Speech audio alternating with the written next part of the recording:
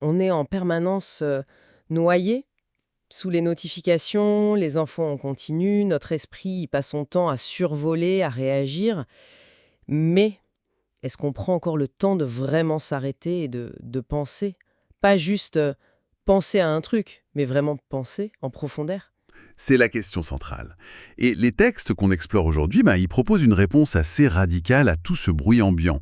Ils décrivent une pratique de l'esprit, une forme de contemplation, qui n'est pas présentée comme un loisir, mais comme une fonction vitale. La nourriture de l'âme, c'est le terme qu'ils emploient. Exactement. Et notre mission aujourd'hui, c'est de décortiquer cette idée. Qu'est-ce que c'est cette contemplation? À quoi elle sert? Et surtout, ce qui m'a le plus interpellé, c'est que, au moment où cette pensée semble atteindre son sommet, on lui ordonne de s'arrêter, net. Ah oui. Et c'est ça le nœud de notre analyse. Un outil mental surpuissant qui nous dit pense à tout, mais surtout pas à l'essentiel. C'est le paradoxe fondateur, tout à fait.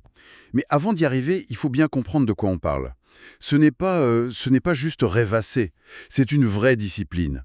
Les sources la décrivent comme une torche du cœur, une sorte de lumière intérieure qui permet de voir le monde différemment, de distinguer ce qui a de la valeur de ce qui n'en a pas. J'aime bien l'image de la torche, mais ça reste un peu abstrait. Concrètement, ça ressemble à quoi au quotidien? Alors, imaginez, la condensation sur une vitre le matin.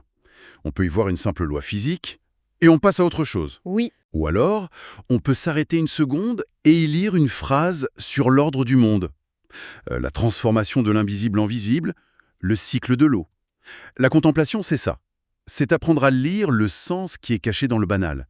Et d'un coup, l'univers entier devient une sorte de livre à déchiffrer. d'accord, donc chaque événement, chaque objet, même le plus simple, devient un signe. C'est ça l'idée derrière ce que les textes appellent la clé en or des expériences. Oui, et cette clé, elle ne fonctionne que si on accepte une chose. C'est que même les expériences négatives ou douloureuses ne sont pas des bugs dans le système. Ce sont des chapitres à part entière de ce livre. Et la contemplation, euh, elle permet d'en extraire la sagesse, de ne pas laisser la douleur ou la joie passer sans en récolter une leçon, pour que rien ne soit vain. Cet univers livre, c'est une métaphore très forte. Mais les sources vont plus loin. Elles créent un parallèle direct avec les textes sacrés comme le Coran.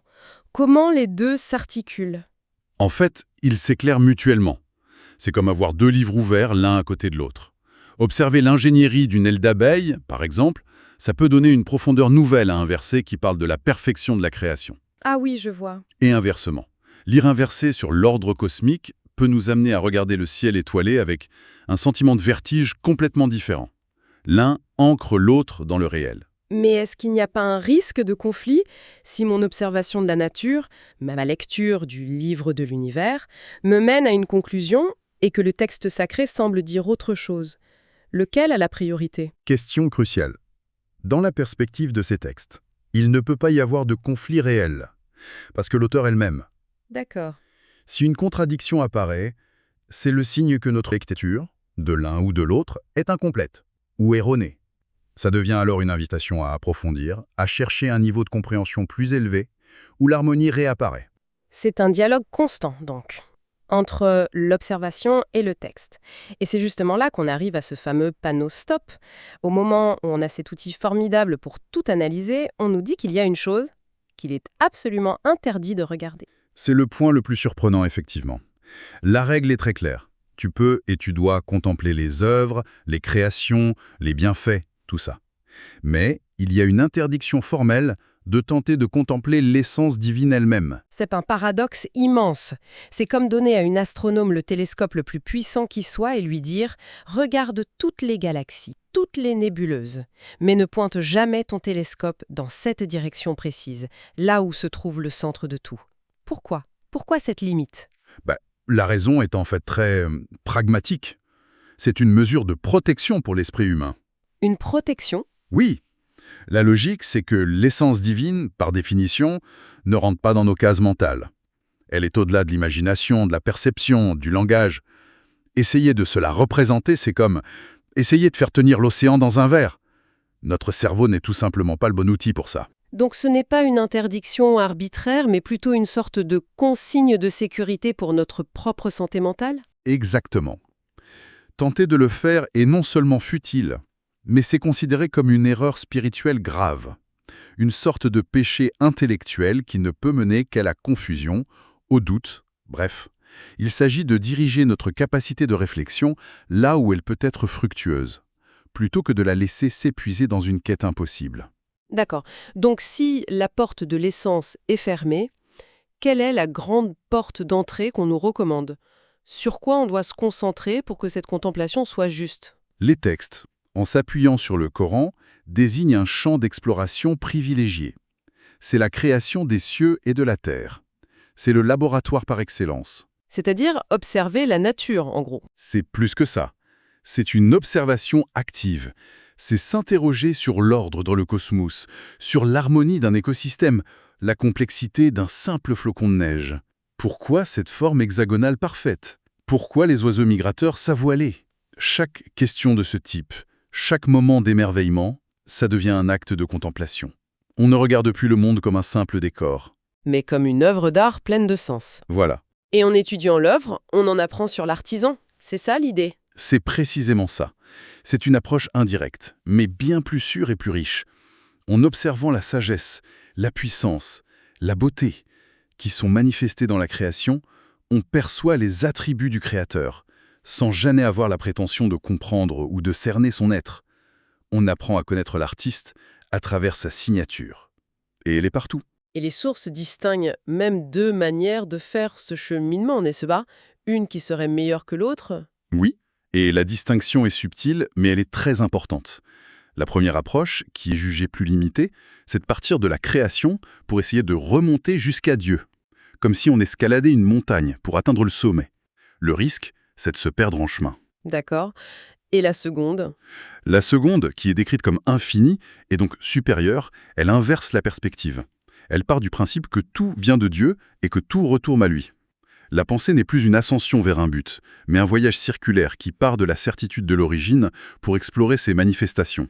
Chaque découverte ne nous rapproche pas d'une fin, elle élargit notre compréhension de ce cycle infini. La contemplation n'a plus de terme. C'est une nuance très importante. Du coup, si on suit cette voie, quel est le but ultime de tout ce voyage? Ce n'est pas juste pour devenir plus intelligente ou plus observatrice, j'imagine. Ça mène où, personnellement? Le cheminement décrit est une vraie transformation intérieure. La contemplation régulière de la création, ça solidifie la foi, l'iman. Cette foi, nourrie par l'observation, elle se transforme en une connaissance plus profonde, plus intime. C'est ce que les textes nomment marifet, une sorte de connaissance du cœur, pas seulement des livres. Et après cette connaissance? Cette connaissance intime, elle fait naître l'amour divin, la muhabbet. Et cet amour aboutit à une joie spirituelle intense, une saveur, une délectation.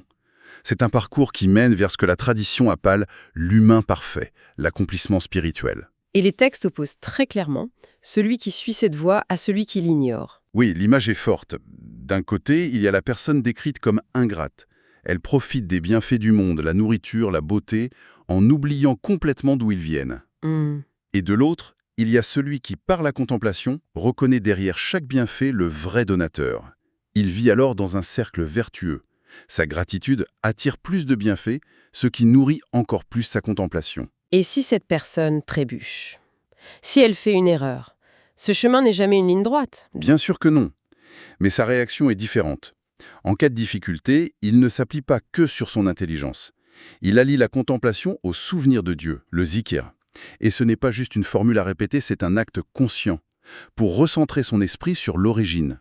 C'est ce couple, pensée et souvenir, qui lui permet de se relever. Donc, pour résumer, cette contemplation, ce n'est pas une simple évasion intellectuelle.